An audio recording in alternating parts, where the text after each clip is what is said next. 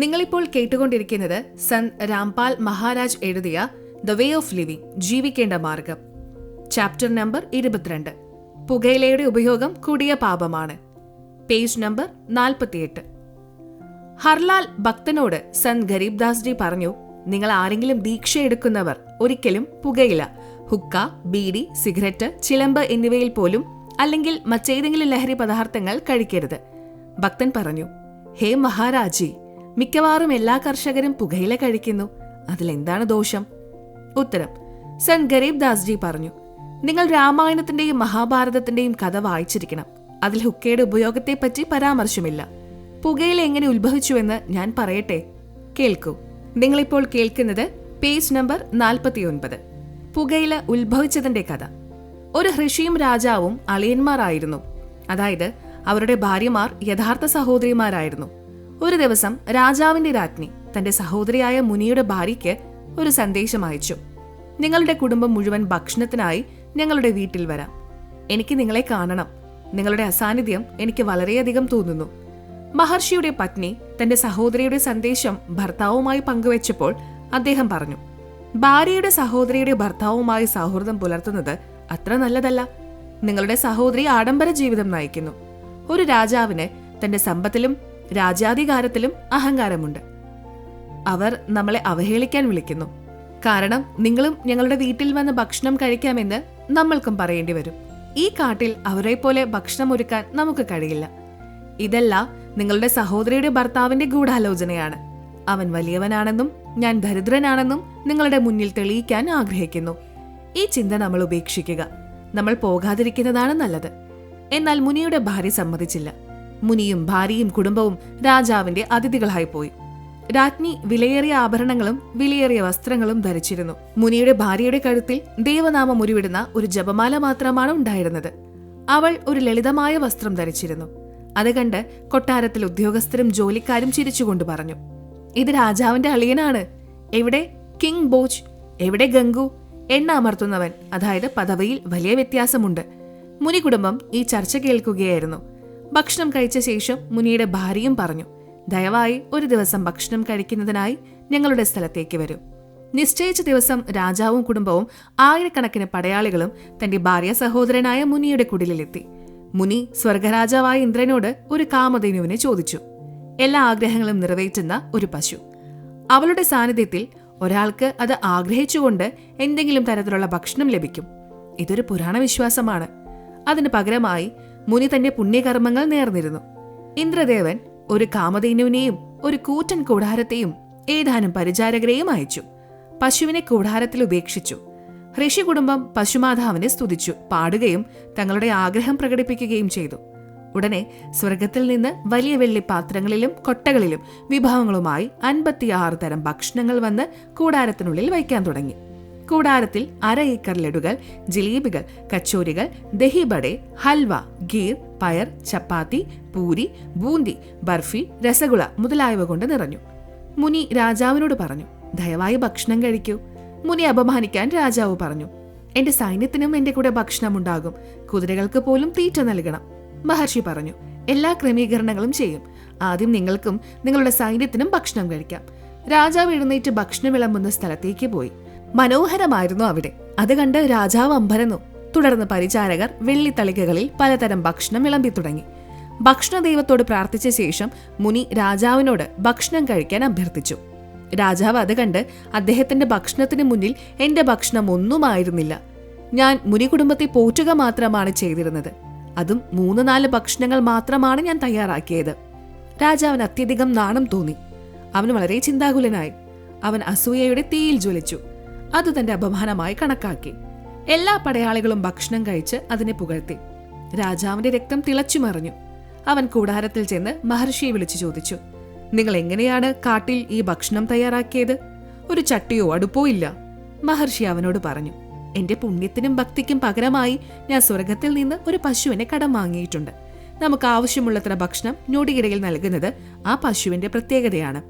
രാജാവ് പറഞ്ഞു, എന്റെ മുന്നിൽ എന്തെങ്കിലും ലഭ്യമാക്കിയാൽ ഞാൻ വിശ്വസിക്കും. രാജാവും കൂടാരത്തിന്റെ കവാടത്തിന് പുറത്തു നിന്നു. പശു മാത്രമാണ് അകത്ത്. അവൾ ഗേറ്റിന് അഭിമുഖമായിരുന്നു. എല്ലാവർക്കും ഭക്ഷണം ഉണ്ടായിരുന്നതിനാൽ ടെന്റ് ശൂന്യമായിരുന്നു. പരിചാരകർ ബാക്കിയുള്ള ഭക്ഷണം കൊണ്ടുപോയി. പശു മഹർഷിയുടെ അനുമതിക്കായി കാത്തിരിക്കുകയായിരുന്നു. രാജാവ് പറഞ്ഞു, മുനി, ഈ പശുവിനെ എനിക്ക് തരൂ. എനിക്ക് വളരെ വലിയൊരു സൈന്യമുണ്ട്. ഞാൻ അവരുടെ ഭക്ഷണം അവളെ കൊണ്ട് തയ്യാറാക്കിക്കണം. അവളാൽ നിങ്ങൾക്ക് എന്തു പ്രയോജനം? മഹർഷി പറഞ്ഞു, രാജാവേ, ഞാൻ ഈ പശുമാതാവിനെ കടം വാങ്ങിയതാണ്. സ്വർഗത്തിൽ നിന്നാണ് എനിക്ക് അവളെ ലഭിച്ചത്. ഞാൻ അവളുടെ യജമാനനല്ല. എനിക്ക് അവളെ തരാൻ കഴിയില്ല. ദൂരെ നിന്നിരുന്ന പടയാളികളോട് രാജാവ് പറഞ്ഞു, ഈ പശുവിനെ കൊണ്ടുപോകൂ. തന്റെ അളിയന് ദുരുദ്ദേശമുണ്ടെന്ന് മുനി കണ്ടു. ആ നിമിഷം തന്നെ മഹർഷി പശുമാതാവിനോട് പറഞ്ഞു, പശുമാതാവേ, നീ വേഗം നിന്റെ യജമാനനായ സ്വർഗരാജാവായ ഇന്ദ്രനിലേക്ക് മടങ്ങുക. ഉടനെ കാമധേനു കൂടാരം കീറി നേരെ മുകളിലേക്ക് പറന്നു. പശുവിനെ താഴെ വീഴ്ത്താൻ രാജാവ് അവളുടെ കാലിൽ അമ്പെയ്തു. പശുവിന്റെ കാലിൽ നിന്ന് രക്തമൊഴുകാൻ തുടങ്ങി. ഭൂമിയിൽ രക്തം വീഴാൻ തുടങ്ങി. പരിക്കേറ്റ അവസ്ഥയിൽ പശു സ്വർഗത്തിലേക്ക് പോയി. പശുവിന്റെ രക്തം വീണിടത്തെല്ലാം പുകയില വളർന്നു. പിന്നീട് അതിന്റെ വിത്തുകളിൽ നിന്ന് ധാരാളം സസ്യങ്ങൾ വളർന്നു. സന്ത് ഗരീബ് ദാസ് ജി പ്രസ്താവിച്ചു, തമാ പ്ലസ് ഖൂ തബാഖൂ. खू नाम खून का तमा नाम गाय, 100 बार सौगंध इसे न पिएं खाए. അർത്ഥം, പേർഷ്യൻ ഭാഷയിൽ പശുവിനെ തമ എന്ന് വിളിക്കുന്നു എന്നാണ് അർത്ഥം. രക്തത്തെ ഖൂ എന്ന് വിളിക്കുന്നു, അതായത് ഖൂൻ. പശുവിന്റെ രക്തത്തിൽ നിന്നാണ് ഈ പുകയില ഉത്ഭവിച്ചത്. അതിനു മുകളിൽ പശുവിന്റേതുപോലെയുള്ള രോമമുണ്ട്. ഹേ മനുഷ്യ, ഈ പുകയില ഒരു തരത്തിലും കഴിക്കില്ലെന്ന് 100 തവണ പ്രതിജ്ഞയെടുക്കുക. പുകയില ഉപഭോഗത്തിന്റെ പാപം പശുവിന്റെ രക്തം കുടിക്കുന്നതിന് തുല്യമാണ്. പുകയിലയുടെ ഉത്ഭവം ഇങ്ങനെയാണെന്ന് ഹിന്ദുക്കളിൽ നിന്ന് മുസ്ലിങ്ങൾ മനസ്സിലാക്കി. പശുവിന്റെ രക്തമാണെന്ന് കരുതി അവർ അത് ഭക്ഷിക്കുകയും ഹുക്കയിൽ വലിക്കുകയും ചെയ്തു. കാരണം തെറ്റായ അറിവിന്റെ അടിസ്ഥാനത്തിൽ മുസ്ലിം സഹോദരങ്ങൾ പശുവിന്റെ മാംസം കഴിക്കുന്നു. അത് അവരുടെ മതത്തിന്റെ അനുഗ്രഹീതമായ ഭക്ഷണമായി കണക്കാക്കുന്നു. യഥാർത്ഥത്തിൽ മുസ്ലിം മതത്തിന്റെ സ്ഥാപകനായി കണക്കാക്കപ്പെടുന്ന മുഹമ്മദ് നബി ഒരു ജീവിയുടെയും മാംസം കഴിച്ചിട്ടില്ല. गरीब नबी मोहम्मद नमस्कार है, राम रसूल कहाया. 1,80,000 को सौगंध जिन नहीं करत चलाया. गरीब अर्ज कुर्श पर अल्लाह तख्त है, खालिक बिन नहीं खाली. वह पैगंबर पाक पुरुष थे, साहिब के अब्दाली. അർത്ഥം, ദൈവത്തിന്റെ ദൂതനായ ഒരു പുണ്യാത്മാവായ മഹാനായിരുന്നു മുഹമ്മദ് നബി. അത്തരം 1,80,000 പ്രവാചകന്മാർ ബാബ ആദം മുതൽ മുഹമ്മദ് വരെ മുസ്ലിം മതത്തിൽ കണക്കാക്കപ്പെടുന്നു. ഇവരെല്ലാം ഒരു മൃഗത്തിനും പക്ഷിക്കും നേരെ വാൾ പ്രയോഗിച്ചിട്ടില്ലാത്ത വിശുദ്ധ മനുഷ്യരായിരുന്നു. അവർ ദൈവത്തെ ഭയപ്പെട്ടിരുന്നു. അവർ ദൈവാനുഗ്രഹം നേടിയവരായിരുന്നു. അതിനുശേഷം ചില മുല്ലമാരും ഖാജിമാരും മാംസം കഴിക്കുന്ന ഈ പാരമ്പര്യം ആരംഭിച്ചു. അത് പിന്നീട് മതത്തിൽ ഒരു അസാധാരണത്വമായി, വികലമായ രൂപമായി മാറി. അതിന്റെ അടിസ്ഥാനത്തിലാണ് എല്ലാ മുസ്ലിം സഹോദരന്മാരും പാപം കഴിക്കുന്നത്. അപ്പോൾ ചില മുസ്ലിങ്ങൾ പുകയില കഴിക്കാൻ തുടങ്ങി. പുകയില കഴിക്കൽ ഹുക്കയിൽ വലിക്കുക. ഹിന്ദു മതത്തിലെ നിഷ്കളങ്കരായ ആളുകൾക്ക് അവരുടെ തന്ത്രം മനസ്സിലായില്ല. അവരുടെ ഉപദേശപ്രകാരം അവരും പൂർണ്ണമായി പുകയില കഴിക്കാൻ തുടങ്ങി. നിലവിൽ ഇത് പഞ്ചായത്ത് കാ പയല, ഗ്രാമത്തലവന്മാരുടെ പാനീയമായി മാറിയിരിക്കുന്നു. ഇത് ഗുരുതരമായ തെറ്റാണ്. അത് അറിവില്ലായ്മയുടെ മൂടുപടമാണ്. അബദ്ധത്തിൽ പോലും ആരും അത് കഴിക്കരുത്. സന്ത് ഗരീബ് ദാസ് ജി അപ്പോൾ പറഞ്ഞു, ഹേ ഭക്ത് ഹർലാൽ, പുകയില കഴിക്കുന്നതിന്റെ പാപങ്ങൾ കേൾക്കൂ. गरीब परद्वारा स्त्री का खोले, 70 जन्म अंधा हो डोले. मदिरा पीवे कड़वा पानी, 70 जन्म श्वान के जानी. मांस आहारी मानवा, प्रत्यक्ष राक्षस जान. मुख देखो ना तांस का, वो फिरे 84 खान. सुरापान मद्य मांसाहारी, गमन करे भूगे पर नारी. 70 जन्म कटत है शीशान, साक्षी साहिब है जगदीशान. 100 नारी जारी करे, सुरापान 100 बार. एक चिलम हुक्का भरे, डूबे काली धार. हुक्का हरदम पीवते, लाल मिलामवे धूर. इसमें संशय है नहीं, जन पिछले सुअर. പ്രസ്തുത വാണിയുടെ അർത്ഥം, വാണി നമ്പറിൽ 1 ഇതിൽ പറഞ്ഞിട്ടുണ്ട്, മറ്റൊരു സ്ത്രീയുമായി അവിഹിത ബന്ധം വളർത്തിയെടുക്കുന്ന ഒരു പുരുഷൻ ആ പാപം നിമിത്തം അന്ധതയുടെ 70 ജന്മങ്ങൾ ലഭിക്കുന്നു. അന്ധനായ കഴുത, ആൺ പെൺ, അന്ധനായ കാള, അന്ധനായ പുരുഷൻ അല്ലെങ്കിൽ അന്ധയായ സ്ത്രീ എന്നിങ്ങനെ തുടർച്ചയായ 70 ജന്മങ്ങളിൽ അവൻ കഷ്ടപ്പെടുന്നു. വാണി നമ്പർ 2, കൈപ്പേറിയ മദ്യം പോലെയുള്ള വെള്ളം കുടിക്കുന്ന ഒരാൾ ആ പാപം നിമിത്തം തുടർച്ചയായി 70 നായ് ജന്മങ്ങളിൽ കഷ്ടപ്പെടുന്നു. വൃത്തിഹീനമായ ഓടകളിൽ നിന്നാണ് അവൻ വെള്ളം കുടിക്കുന്നത്. ഭക്ഷണം കിട്ടാതെ വരുമ്പോൾ മലം കഴിക്കുന്നു. വാണി നമ്പർ 3, മാംസം കഴിക്കുന്നവർ വ്യക്തമായും പിശാചുക്കളാണ്. ഒരാൾ അവരുടെ മുഖം പോലും കാണരുത്. അതായത് മറ്റുള്ളവർ അവരുടെ കൂട്ടത്തിൽ ചേരുമ്പോൾ മാംസം കഴിക്കാൻ തുടങ്ങും. അതിനാൽ അവരെ സൂക്ഷിക്കുക. 84 ലക്ഷം തരം ജീവജാലങ്ങളുടെ ജന്മങ്ങളിൽ അവർ അലഞ്ഞു നടക്കും. വാണി നമ്പർ 4-5. മാംസാഹാരം കഴിക്കുന്നവരും പാൻ, മദ്യം, സൂറ കുടിക്കുകയും വ്യഭിചാരം ചെയ്യുകയും ചെയ്യുന്നവർ മറ്റ് പാപങ്ങളുടെ ശിക്ഷയും അനുഭവിക്കേണ്ടി വരും. ബെല്ലിയാട്, ആട്, പോത്ത്, പൂവൻ കോഴികൾ തുടങ്ങി 70 ജന്മങ്ങൾ കൊണ്ട് അവർ തലവെട്ടപ്പെടുന്നു. ദൈവത്തെ സാക്ഷിയാക്കിയാണ് ഞാൻ പറയുന്നത്. ഇത് സത്യമാണെന്ന് കരുതുക. വാണി നമ്പർ 6. ഹുക്ക വലിക്കുന്നവർക്ക് ചിലമൊരുക്കുന്ന ആൾ ചെയ്യുന്ന പാപം കേൾക്കൂ. ഒരിക്കൽ വ്യഭിചാരം ചെയ്യുന്നവനും ഒരിക്കൽ മദ്യപിക്കുന്നവനും ഒരിക്കൽ മാംസം ഭക്ഷിക്കുന്നവനും മേൽപ്പറഞ്ഞ കഷ്ടപ്പാടുകൾ സഹിക്കുന്നു. 100 വട്ടം വ്യഭിചാരം ചെയ്യുന്നവനും 100 പ്രാവശ്യം മദ്യപിക്കുന്നവനും ചെയ്യുന്ന പാപമാണ് ഹുക്ക വലിക്കുന്നവന് വേണ്ടി 1 പ്രാവശ്യം ചിലമുണ്ടാക്കുന്നവൻ ചെയ്യുന്നത്. പാപമൊന്ന് ചിന്തിച്ചു നോക്കൂ. പുകയില, ഹുക്ക, ബീഡി, സിഗരറ്റ് അല്ലെങ്കിൽ അത് കഴിക്കുന്നത് ഉപയോഗിക്കുന്ന വ്യക്തിക്ക് എത്രമാത്രം പാപം സംഭവിക്കും? അതിനാൽ മുകളിൽ പറഞ്ഞ പദാർത്ഥങ്ങളൊന്നും ഒരിക്കലും കഴിക്കരുത്. വാണി നമ്പർ 7. ചില വ്യക്തികൾ സമൂഹത്തിലെ ആളുകളെ കാണുമ്പോൾ ഹുക്ക വലിക്കുകയും മറ്റ് ലഹരി പദാർത്ഥങ്ങൾ കഴിക്കുകയും ചെയ്യുന്നു. സത്സംഗം ശ്രവിച്ചാൽ അവർ ദുരാചാരം ഉപേക്ഷിച്ചെങ്കിൽ മുൻ ജന്മത്തിലും അവർ മനുഷ്യരായിരുന്നു. അവർ ലഹരിയുടെ ആസക്തി വളർത്തിയെടുക്കുന്നില്ല. എന്നാൽ സത്സംഗം ആവർത്തിച്ച് കേട്ടാലും പുകയിലയോ മറ്റ് ലഹരിയോ ഉപേക്ഷിക്കാൻ കഴിയാത്തവർ കഴിഞ്ഞ ജന്മത്തിൽ അവരൊരു പന്നിയുടെ ജീവിതത്തിലായിരുന്നു. പന്നിയുടെ ജീവിതത്തിൽ ദുർഗന്ധം വമിക്കുന്നതിനാൽ അവർക്ക് പുകയിലയുടെ ദുർഗന്ധം അനുഭവപ്പെടാനുള്ള ആസക്തിയുണ്ടാകും. നിങ്ങളിപ്പോൾ കേട്ടുകൊണ്ടിരിക്കുന്നത് സന്ത് രാംപാൽ മഹാരാജ് എഴുതിയ ദ വേ ഓഫ് ലിവിംഗ്, ജീവിക്കേണ്ട മാർഗം, പേജ് നമ്പർ 52, ചാപ്റ്റർ നമ്പർ 24, പുകയിലയെക്കുറിച്ചുള്ള മറ്റ് കാഴ്ചപ്പാടുകൾ. ഹുക്ക വലിക്കുന്നവരുടെ അവസ്ഥ വിവരിച്ചിരിക്കുന്നു. മഹാരാജ് ഗരീബ് ദാസ് ജിയുടെ ഗ്രന്ഥത്തിൽ അത് തംബാക്കു കി എന്ന അധ്യായത്തിൽ ഭൈത് पित बाई खांसी निबासी निबास कफ दल कलेजा लिया है गिरास काला तमाखू अरु गोरा पिवाक 10-20 लंगर जहां बैठे गुटाक बाजे नए गुड़ गुड़ अरु हुक्के हजूम कोरे कुबुद्धि बीसा है न सूम बांकी पगड़ी अरु बांकी ही न खुद डूबे अरु डुबोए है के गुटाकर अटाकर मटाकर लहूर एक बैठेगा अड़कर एक बैठेगा दूर पीवे तमाखू पड़ा कर मार अमली के मुख में मूत्र की धार कड़वा ही कड़वा तो करता हमेश कड़वा ही ले प्यारे कड़वा ही पेश कामी क्रोधी तू लोभी लबूट बचन मान मेरा धूमा न घूंट हुक्का हरामी गुलामी गुलाम धनी के सरे में न पहुंचे अलाम पामर परम धाम जाते न कोई झूठे अमल पर दई जान खोई मुर्दा मजावर हरामी हराम पीवे तमाखू सो इंद्री के गुलाम अज्ञान नींद न सो उठ जाग पीवे तमाखू गए फुटी भाग भांग तमाखू पीवे ही सुरापान से हित गोसत मिट्टी खाएकर जंगली बने प्रेत गरीब पान तमाखू चाभी सांस नाक में देत सो तो अकार्त गए जो भड़भूजे का रेत भांग तमाखू पीवी गोसत गला कबाब मोर मंग कोण भखत है देंगे कहाँ जवाब भांग तमाखू पीवते चिसमियो नाली तमाम साहिब तेरी साहिबी जाने कहाँ गुलाम गौ आपनी अम्मा है इस पर छुरी ना बाहे गरीबदास घी दूध को സഭി ആത്മഖായ്. സംഗ്രഹം. മുകളിൽ പറഞ്ഞ വാണികളുടെ സാരം മനുഷ്യ ശരീരത്തിന് ഓക്സിജൻ ആവശ്യമാണ് എന്നതാണ്. അതിനു പകരം പുകയിലയുടെ പുക, കാർബൺ ഡൈ ഓക്സൈഡ് ശരീരത്തിൽ പ്രവേശിക്കുന്നു. അതിനാൽ ആളുകൾക്ക് ഒരു ചുമരോഗമുണ്ടാകുന്നു. അവർ പിറ്റ്, ബായി, അസിഡിറ്റി, വായു എന്ന രോഗം വികസിപ്പിക്കുന്നു. ഹുക്ക വലിക്കുന്ന ഒരാളുടെ ഇരിപ്പ് ശൈലി വിവരിച്ചിരിക്കുന്നത് ഹുക്ക വലിക്കുന്ന 1-2 വ്യക്തികൾ ഹുക്കയുടെ അടുത്ത് ഇരിക്കുന്നുവെന്നാണ്. ഒരാൾ ദൂരെ ഇരുന്നു പറയും, എന്റെ നേരെ അല്പം തള്ളുക. അപ്പോൾ മറ്റുള്ളവർ അയാൾക്ക് ഹുക്ക കൈമാറും. അപ്പോൾ നേർത്ത പുക വലിച്ചെടുക്കുന്ന പൈപ്പ്, അതായത് ഹുക്ക പൈപ്പ്, ഗുരുഡ് ഗുരുഡ് എന്ന് മുഴുങ്ങുന്നു. ഹുക്ക വലിക്കുന്നതിലൂടെ അവർ സ്വയം നശിക്കും.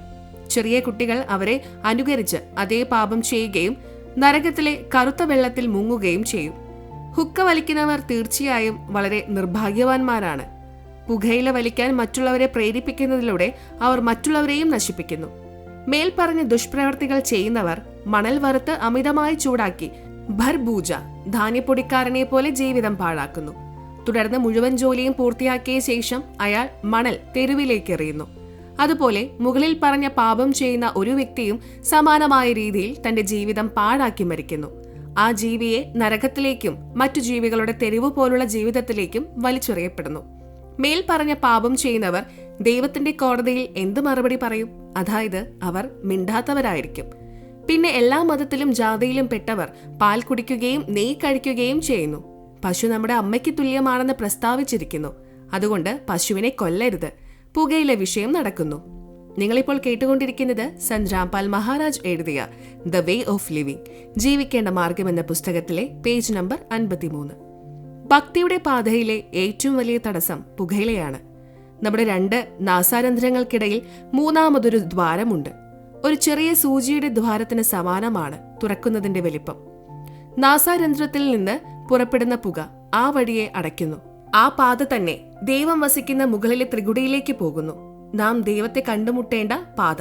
പുകയില ആ പാതയെ തന്നെ അടയ്ക്കുന്നു. ഹുക്ക വലിക്കുന്നവരെ നമ്മൾ കണ്ടിട്ടുണ്ട്. എല്ലാ ദിവസവും അവർ ഹുക്ക പൈപ്പിലൂടെ നേർത്ത ഇരുമ്പ് ദണ്ട് നീക്കുന്നു. അതിൽ നിന്ന് അതിൽ അടിഞ്ഞുകൂടിയ പുകയുടെ അഴുക്ക് പുറത്തേക്ക് വരുന്നു. അഴുക്ക് കാരണം പൈപ്പ് അടഞ്ഞു കിടക്കുന്നു.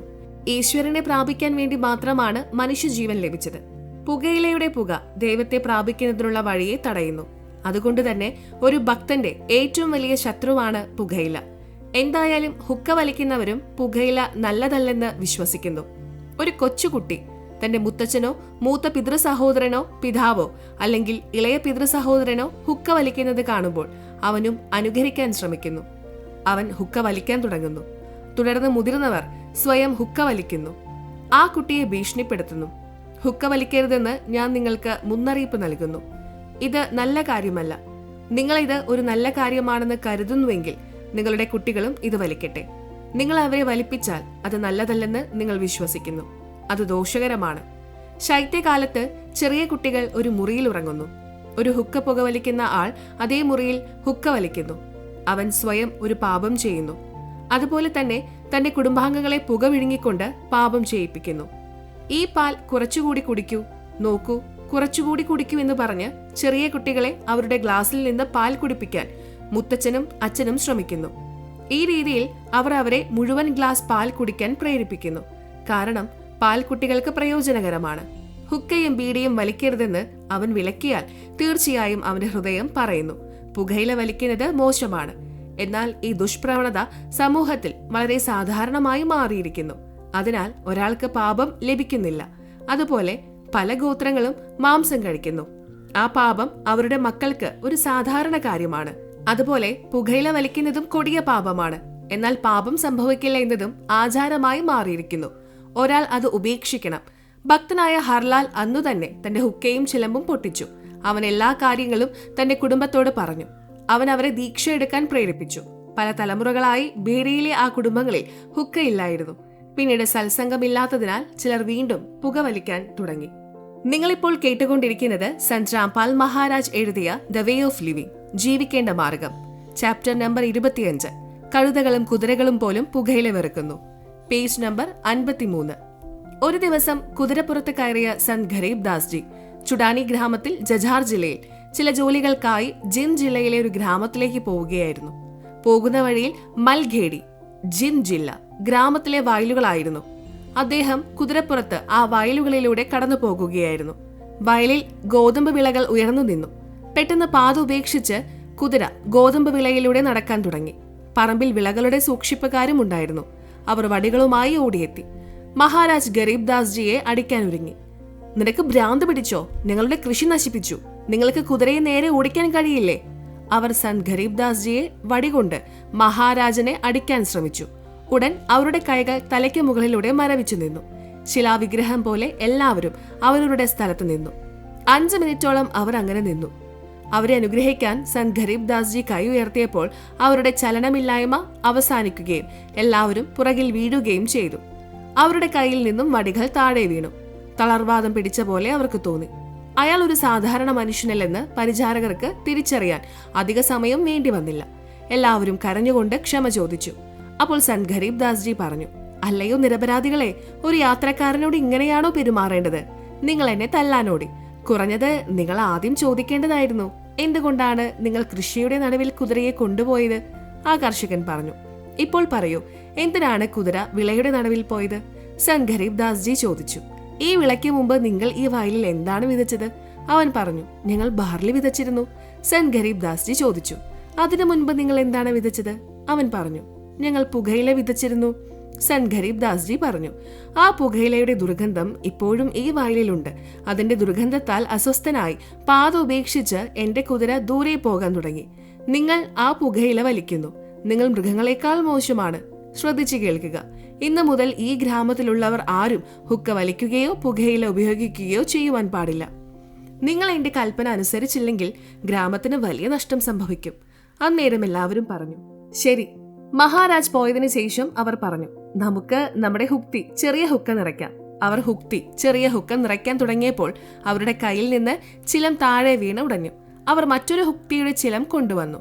അതും അവരുടെ കയ്യിൽ ചെറിയ കഷ്ണങ്ങളായി. വയലിലുണ്ടായിരുന്ന എല്ലാ ഹുക്തികളും ഉടഞ്ഞുപോയി, ചിലവും ഒടിഞ്ഞു. ഇത് ആ മഹാത്മാവിന്റെ ദൈവിക പ്രവൃത്തിയാണെന്ന് പരിചാരകർ ഭയന്നു. ഗ്രാമത്തിൽ ചെന്നപ്പോൾ ഗ്രാമത്തിലെ എല്ലാ ഹുക്കകളും ചിലമ്പുകളും തകർന്നു. ഗ്രാമമാകെ പ്രക്ഷുബ്ധമായി. ഭയങ്കരമായ അന്തരീക്ഷം രൂപപ്പെട്ടു. പരിപാലകർ ഗ്രാമത്തിലെത്തിയപ്പോൾ കാരണം എല്ലാവരും മനസ്സിലാക്കി. അന്ന് മുതൽ ഇന്ന് വരെ ആ ഗ്രാമത്തിൽ ആരും ഹുക്ക വലിച്ചിട്ടില്ല. ഗ്രാമത്തിന്റെ പേര് മാൽഖേട്ടി എന്നാണ്. ഹുക്ക വലിക്കുന്നവർ പൊങ്ങച്ചം പറയുന്നു, എന്റെ പക്കൽ കയ്പുള്ള പുകയിലയുണ്ട്, ഇതെടുത്ത് ചിലമ്പിൽ നിറയ്ക്കുക. മറ്റൊരാൾ പറയുന്നു, എന്റേതും കയ്പേറിയതാണ്. മരണശേഷം കയ്പുള്ള പുകയില കഴിക്കുന്ന വ്യക്തിയുടെ വായിൽ യമന്റെ സന്ദേശവാഹകർ മൂത്രമൊഴിക്കുമെന്ന് സന്ത് ഗരീബ് ദാസ് ജി പറഞ്ഞിട്ടുണ്ട്. അവർ പറയുന്നു, നിങ്ങൾ എപ്പോഴും കയ്പേറിയ പുകയില കഴിക്കാൻ ആഗ്രഹിച്ചു. ഇപ്പോൾ പ്രിയനെ കയ്പേറിയ മൂത്രം കുടിക്കൂ. അവർ അവന്റെ വായ തുറക്കുകയും മൂത്രം അവന്റെ വായിലേക്ക് ഒഴിക്കുന്നു. സന്ത് ഗരീബ് ദാസ് ജി ഈ ദൈവിക പ്രവൃത്തി ചെയ്തത് ആളുകളെ ഈ ദുശീലം ഉപേക്ഷിക്കാൻ വേണ്ടിയാണ്. അറിവിന്റെ പ്രഭാവം ഒരുവരെ എന്നേക്കുമായി ഒരു ദുഷ്പ്രവണത ഉപേക്ഷിക്കാൻ പ്രേരിപ്പിക്കുന്നു. സത്സംഗത്തിൽ നിന്നാണ്, ആത്മീയ പ്രഭാഷണങ്ങളിൽ നിന്നാണ് അറിവ് ലഭിക്കുന്നത്. സത്സംഗം കേൾക്കാനുള്ള താല്പര്യം വളർത്തിയെടുക്കുക. സത്സംഗം ശ്രവിക്കുക. അഭ്യർത്ഥന: മുകളിൽ സൂചിപ്പിച്ച ഉപയോഗം പൂർണ്ണമായും ഉപേക്ഷിക്കുക. ഇത് നിങ്ങളുടെ ജീവിതപാത എളുപ്പത്തിലാക്കാൻ സഹായിക്കും.